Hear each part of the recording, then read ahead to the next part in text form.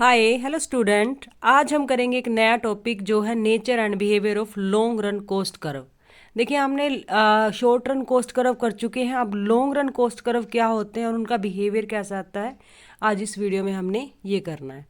अभी long run का तो आपको सबको पता ही है, लॉन्ग रन क्या होता है। The long run refer to a time period during which all adjustment to change in environment can be made. Means जहाँ पे आपके पास कोई भी जो फैक्टर है वो फिक्स नहीं रहता, सभी फैक्टर क्या हो जाते हैं, आपके वेरिएबल हो जाते हैं, राइट। चाहे उसमें कैपिटल है, इक्विपमेंट है, या फैक्ट्री बिल्डिंग ही क्यों ना हो, तो आप नई फैक्ट्री बिल्डिंग भी डाल सकते हो। तो इसमें आपका सबसे पहले आएगा long run average cost curve, क्योंकि जैसे कि हमने शॉर्ट रन में एवरेज कोस्ट किया और मार्जिनल कोस्ट किया, सिमिलर वे यहाँ पे भी आपके इस तरह से कर्व रहेंगे। जैसे long run average cost curve होता क्या है, the long run average cost curve depict the cost per unit. ये क्या आपके शो करेगा, ये कोस्ट पर यूनिट शो करेगा इन the long run. Means that is when all productive input usage level can B varied, जिसमें कि हम सभी प्रोडक्टिव जितने भी हमारे इनपुट्स हैं, हम उनको क्या कर सकते हैं, उनके यूज़ के लेवल को वेरी कर सकते हैं, चेंज कर सकते हैं। यानी कि आप बिल्डिंग्स भी बढ़ा सकते हो, इक्विपमेंट्स भी ज़्यादा यूज़ कर सकते हो। मतलब हर एक आपका जो फैक्टर ऑफ प्रोडक्शन है वो सारा का सारा क्या करता है, क्या होगा आपका, वो आपका चेंजेबल होगा, right. All points on the line represent least cost factor combination. जो जितने भी आपके सारे के सारे फैक्टर होंगे वो कौन सा कोस्ट कम्बिनेशन रिप्रेजेंट करेंगे, वो करेंगे लीस्ट कोस्ट फैक्टर कम्बिनेशन।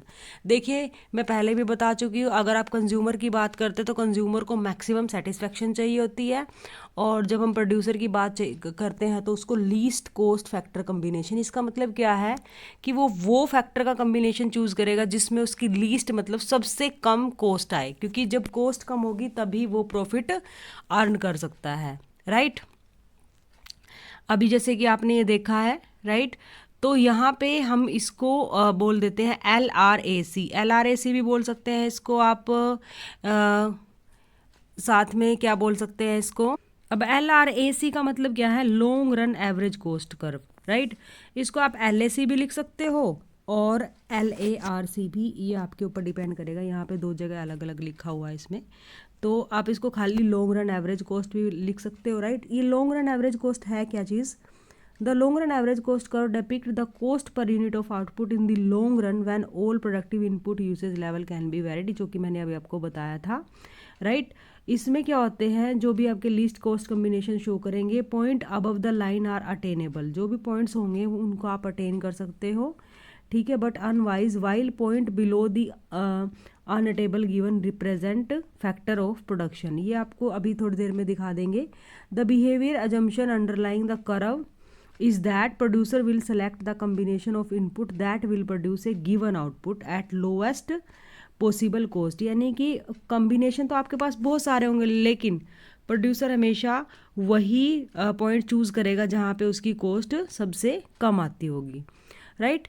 तो यहाँ पे क्या है आपका, the behaviour assumption underlying the curve is that producer will select the combination of input that will produce a given output at lowest possible cost, क्योंकि प्रोड्यूसर चाहता है कि उसकी कॉस्ट कम से कम आ जाए। given that LARC is an average quantity one must not confuse it with long run marginal cost curve। देखिए, आपके पास LRMC भी आएगा, वो long run marginal cost curve होगा, वो एक अलग चीज़ होता है। आपको मार्जिनल कोस्ट का मैंने आपको बताया हुआ है। मार्जिनल कोस्ट क्या होती है, जब हम एक एडिशनल यूनिट प्रोड्यूस करते हैं तो उसकी जो कॉस्ट आती है उसको मार्जिनल कोस्ट बोलते हैं, right. The LRAC curve is created as an envelope. ये एक एनवलप की तरह एनवलप क्रिएट कर देगा, जैसे इस तरह से एनवलप क्रिएट कर देगा, और ये अपने इसके अंदर होंगे बहुत सारे छोटे छोटे जो आपके शॉर्ट रन कर्व, तो इसको एनवलप कर्व भी बोल देते हैं। LRAC को, long run average cost curve को एनवलप कोस्ट कर्व भी बोल देते हैं, राइट। LARAC का ये कर्व देखो, ये यू शेप का है, लेकिन ये यू शेप है, ये बहुत ही फ्लैट है, ठीक है। इसके अंदर क्या होता है कि आपके देखिए इस तरह से ये short run average cost curve आ जाते हैं, इनको आप SAC बोल सकते हैं। तो इसके अंदर ये आपके 4-5 इस तरह से आपके शॉर्ट रन कॉस्ट कर्व भी आ जाते हैं, short run average cost curve आ जाते हैं। तो इसीलिए इसको एनवलप भी बोल देते हैं, बिकॉज ये एक लिफाफे की तरह इसने बाकी short run average cost curve को अपने अंदर समा लिया है, इसलिए इसको एनवलप भी बोल सकते हैं। क्योंकि एनवलप में हम अपना कोई सामान डाल सकते हैं। इन द सेम वे इस जो आपका long run average cost curve है, इसमें बहुत सारे छोटे छोटे कॉस्ट कर्व आ जाते हैं, राइट। अब यहाँ पे देखिए, in a long run perfectly competitive environment the equilibrium level of output correspondent to the minimum efficient scale. जो आपका लॉन्ग रन में क्या होता है, कम्पिटिटिव इन्वायरमेंट हो अगर, तो जो इक्विलिब्रियम लेवल ऑफ आउटपुट है वो आपका मिनिमम एफिशिएंट स्केल के पास रहेगा, यानी कि मार्क्ड एज क्वांटिटी 2, ये यानी कि यहाँ तक, यहाँ पे क्योंकि आपको कॉस्ट कम पड़ेगी, ये देखिए आपको कॉस्ट कम पड़ेगी यहाँ पे, यहाँ तक आप रख सकते हो। This is due to zero profit requirement of a perfectly competitive equilibrium. क्योंकि परफेक्टली कम्पिटिटिव इक्विलिब्रियम में सभी फर्म्स को सब कुछ नॉलेज होती है, तो लगभग सब सेम ही प्रॉफिट रहता है। This result which imply production is at level corresponding to the lowest possible average cost, क्योंकि हर कोई चाहता है कि उसकी कॉस्ट कम से कम आए, राइट। फीचर ऑफ LAC, देखिए इसकी कुछ फीचर्स होती हैं, राइट। सबसे पहले तो टेंजेंट कर्व। ये टेंजेंट कर्व कैसे है अभी देख लेते हैं। तो यहाँ पे क्या होता है, क्योंकि मैंने आपको पहले भी बताया, bye joining the Loki of various plant curve. Plant curve मतलब इसमें क्या है कि जब हमारे पास लॉन्ग रन होता है, तो लॉन्ग रन में क्या होता है कि हम सिर्फ एक प्लांट पे काम नहीं कर रहे होते, बल्कि हम बहुत सारे प्लांट्स पे काम कर रहे होते हैं। यानी कि हमारे बहुत सारे प्लांट होते हैं, लाइक प्लांट 1, प्लांट 2, या फिर इक्विपमेंट 1, इक्विपमेंट 2। क्योंकि अभी जैसे मैंने आपको पहले ही बताया कि लॉन्ग रन में हमारे पास इतना टाइम होता है कि हम कोई बिल्डिंग भी नई लगा सकते हैं, कैपिटल ज़्यादा यूज़ कर सकते हैं, मशीनरी ज़्यादा यूज़ कर सकते हैं, क्योंकि सभी के सभी जो हमारे फैक्टर हैं वो क्या हो जाते हैं, वेरिएबल हो जाते हैं, राइट। फिक्स नाम की यहाँ पे कोई चीज़ नहीं रहती है। The LAC approximates a smooth curve if the plant size can be varied by infinitely small capacity। जैसे थोड़ी थोड़ी उनकी स्मॉल कैपेसिटी है सभी प्लांट्स की। there are numerous short run average cost curve to each of which the MC is a tangent। और उसमें क्या होगा, आपका जो मार्जिनल कोस्ट कर्व क्या रहेगा वो उसमें टेंजेंट हो जाएगा।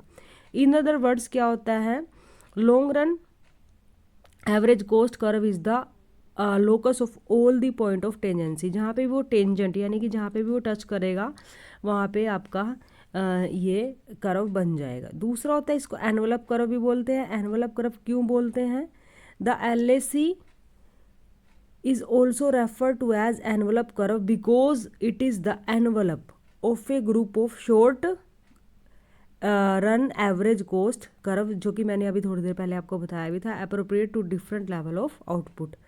The LAC curve is enveloping और tangential to a number of plant size and the related SACs। SACs मतलब short run average cost curves.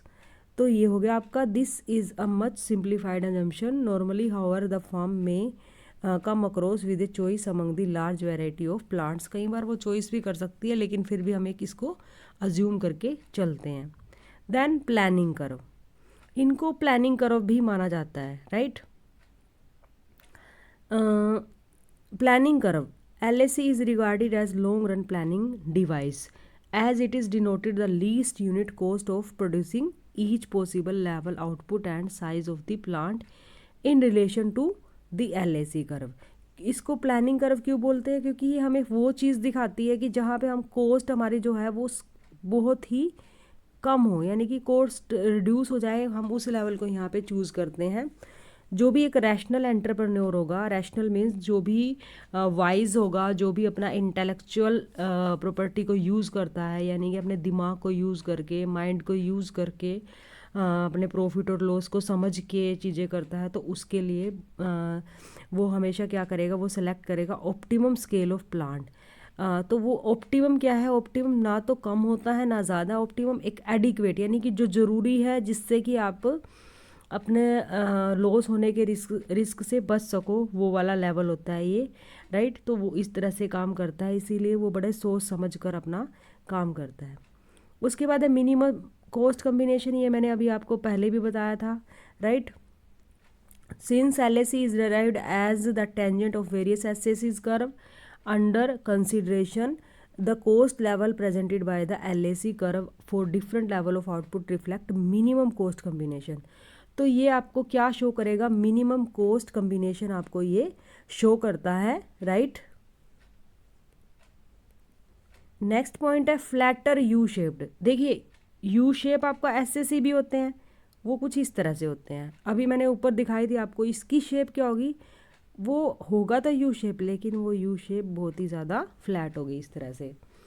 LAC is less U shaped और rather dish shaped. वो एक dish की तरह, जैसे एक बर्तन की तरह, एक कटोरे की तरह उनकी शेप होगी, और उस कटोरे में आप एक छोटी छोटी बहुत सारी कटोरियाँ रख सकते हैं, जिसको आप अलग अलग प्लांट की कैपेसिटी बोल लो या फिर एसएसीज बोल लो। This means that in the beginning it gradually slope downward. ये देखिए धीरे धीरे, ये शुरुआत में ये क्या करेगा, ये डाउनवर्ड आएगा, राइट। अभी देखिए जैसे इसमें downward, gradually slope downward, and then after reaching a certain point it gradually begin slope upward. और फिर ये धीरे धीरे धीरे इस तरह से जाके फिर धीरे धीरे ये अपवार्ड होना शुरू हो जाता है। This implies that in the long run when the firm adopt a larger scale of output, its long average cost curve in the beginning tend to decrease. At a certain point it remain constant, कुछ time के लिए constant रहेगा, and then rise, फिर rise करना start कर देगा। This behavior of long run average cost curve is attributed to the operation of law of return to scale। देखिए यहाँ पे रिटर्न टू स्केल लगेगा, क्यों लगेगा, क्योंकि because our all factor of production are variable. यहाँ पे आपका रिटर्न टू स्केल लगेगा, जबकि एसएससी में क्या होता है आपका वेरिएबल प्रोपोर्शन लगता है, ठीक है।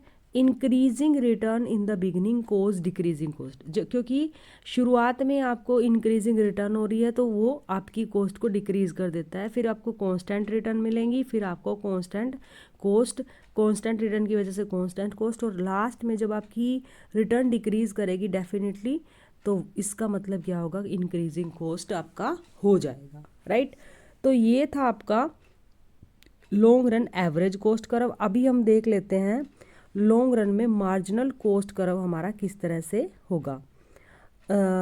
ये है आपका long run marginal cost curve, right. यहाँ पे इन्होंने लॉन्ग लगाना भूल गए हैं, तो आप लॉन्ग रन लिख लेना। Long run marginal cost curve, long run marginal cost curve is the incremental cost incurred by a firm in production when all input are variable, right. तो इसमें क्या है, वही आपकी मार्जिनल कॉस्ट क्या होती है, मार्जिनल कॉस्ट होती है एक एडिशनल यूनिट की कॉस्ट। यहाँ पे सिर्फ क्या है डिफरेंस, क्या है, ये लॉन्ग रन में चला गया। सिंपल मार्जिनल कॉस्ट हम कर चुके हैं शॉर्ट रन में, अभी ये आपका लॉन्ग रन में है, जहाँ पे सारे के सारे इनपुट आपके वेरिएबल हो चुके हैं। वहाँ पे कुछ वेरिएबल फिक्स्ड थे और कुछ फैक्टर आपके वेरिएबल थे और कुछ फिक्स थे। इन particular it is the extra cost that result as a firm increases in the scale of operation by not only adding more worker to a given factory but also by building a larger factory। अभी तक क्या था, हमने marginal cost में पढ़ा था कि एक लेबर आपने एक्स्ट्रा लगा दी या छोटा सा कोई रॉ मटेरियल एक्स्ट्रा लगा दी। यहाँ पे आपका लॉन्ग रन में क्या होगा, इवन अगर आपने बिल्डिंग भी, अपनी बिल्डिंग एक लार्जर फैक्ट्री बना दी है, बिल्डिंग अलग बना दी है, वो तो बिल्डिंग और फैक्ट्री भी इसमें इंक्लूड हो जाएगा। Then in long run when all input under the control of the firm are variable there are no fix input. ये मैंने आपको पहले ही बोल दिया, लॉन्ग रन में आपके पास कोई फिक्स इनपुट नहीं रहेगा।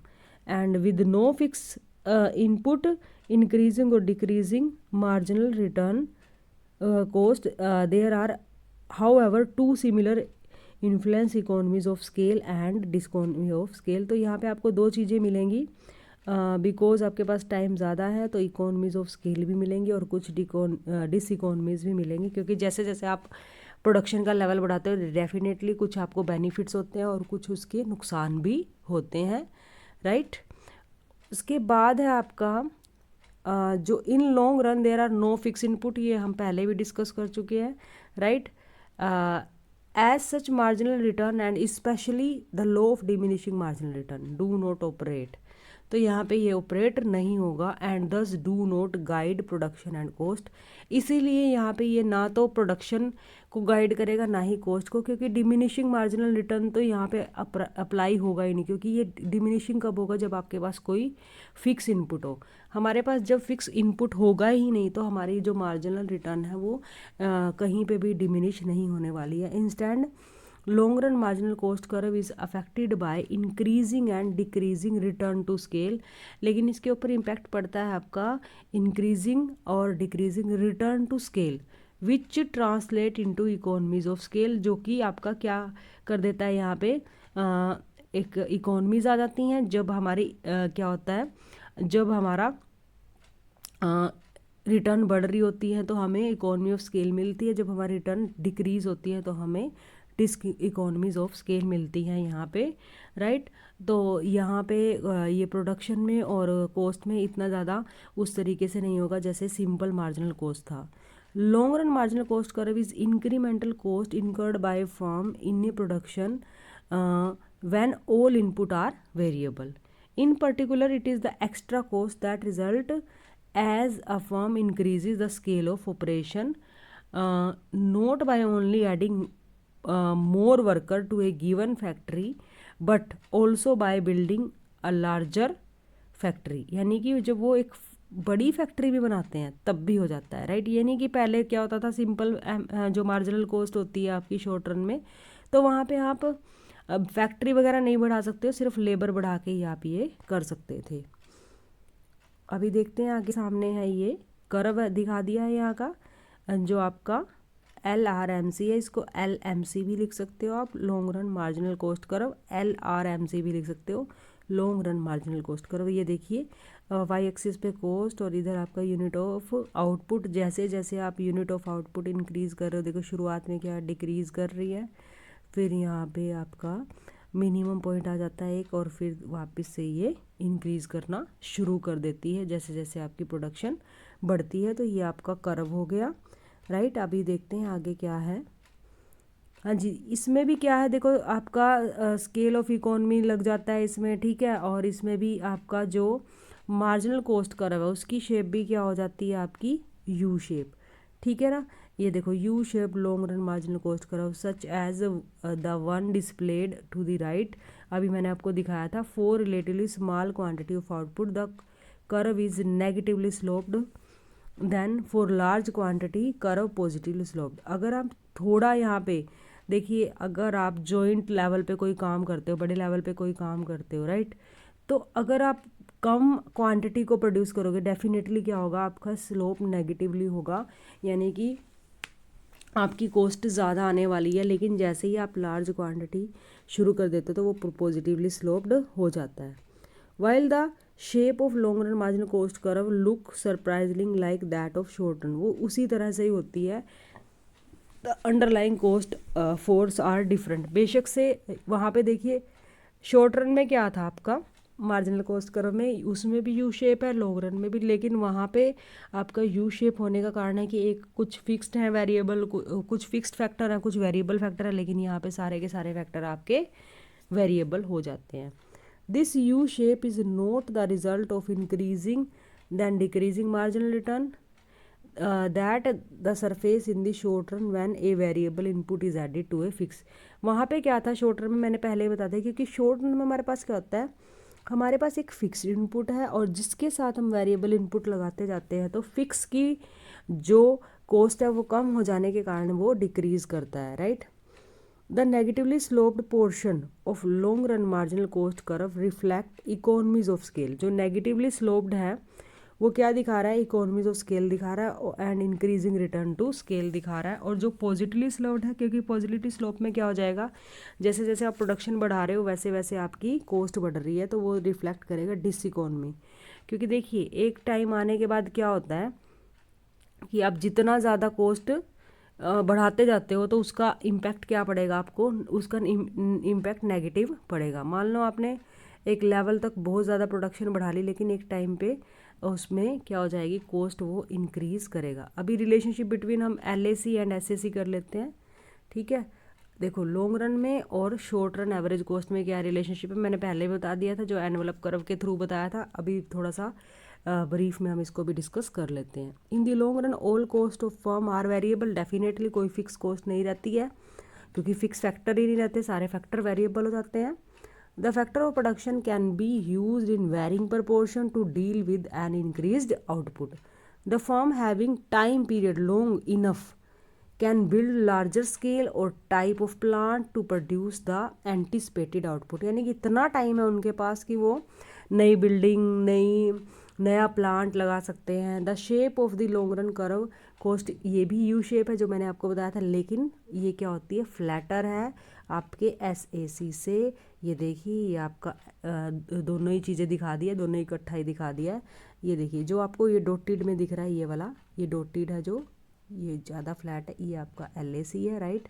और जो LAC ने कवर कर रखे हैं बहुत सारे आपके SAC। ये देखिए A पॉइंट पे टेंजेंट है, ये जो मैंने आपको बताया था, यहाँ B पॉइंट पे SAC1 A point, B points, और SAC2 इस तरह से देख सकते हो आप, SAC3 ये इस तरह से इन्होंने कितने सारे कवर किए हुए हैं, ठीक है।